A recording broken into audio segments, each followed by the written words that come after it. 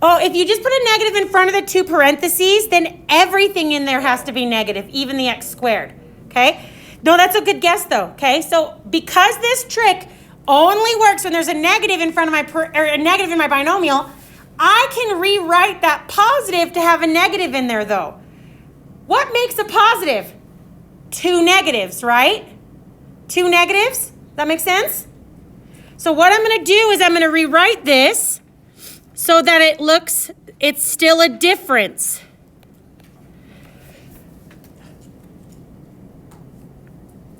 Because this trick only works when there's a negative inside my parentheses. Okay, yeah? So just to avoid confusion, could you put a parentheses around the negative 16? Sure. I think that's a great idea. If it helps, then put a negative around the negative 16. Because guess what this answer is going to have that our others didn't? Anybody know? Have any guesses? Huh? No, that's a good guess though. Okay, but it still has a negative here, so one needs to be positive and one needs to be negative. Okay, let's try our trick. Using our trick, I would square root. Okay, so I know it's going to be x minus and x plus, right? But when we did our trick, didn't we square root everything after that negative? Okay. Does that mean you would square root what's inside the parentheses, so the negative 16 making an I? Yes, this one has an I. Good job, Gavin. Because what I'm square rooting is the negative 16. So what's the square root of negative 16? Someone besides Gavin? 4i.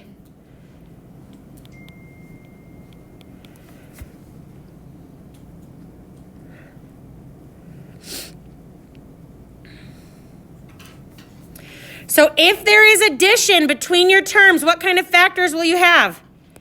Imaginary.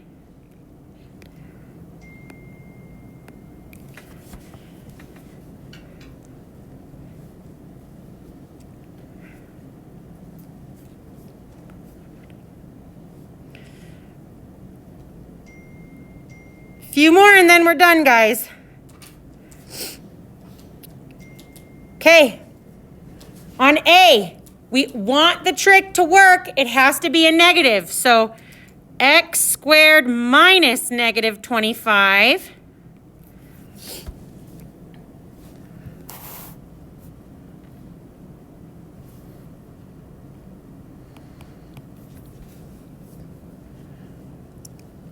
So I know that it's going to be the square root of negative 25. So how does that simplify? Not Gavin or Alex. 5? Just 5? There you go, because it was the square root of a negative number.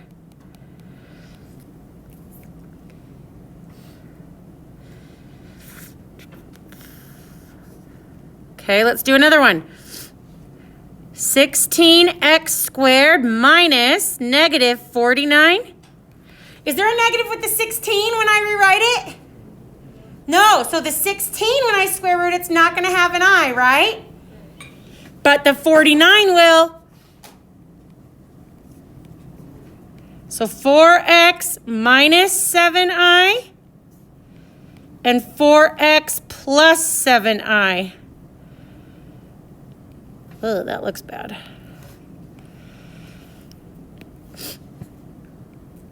Okay, I just want to stop here. What questions do you have? None? Okay, let's do one more. C. Am I ready to square root right now? No, what do I got to do first? GCF, take out that negative. Now I have a plus in there, so I need to rewrite it as my minus a negative.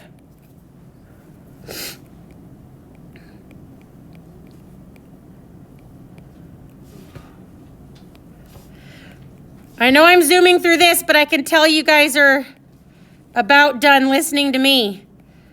So I'm trying to get to the homework.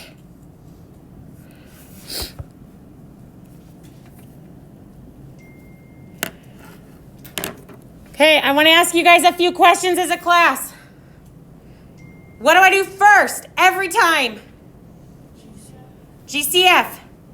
If there's 3 pieces, what do I use? Starts with a B.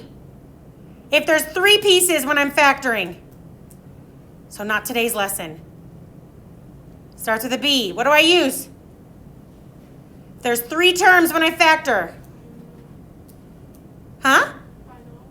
Oh, these are binomials. But how do I factor a trinomial with 3 pieces? Last time's lesson. Starts with a B. Ends with an ox. You use the box, right? You use the box. Okay? Do you need to use the box when it has 2 pieces, when it's a binomial?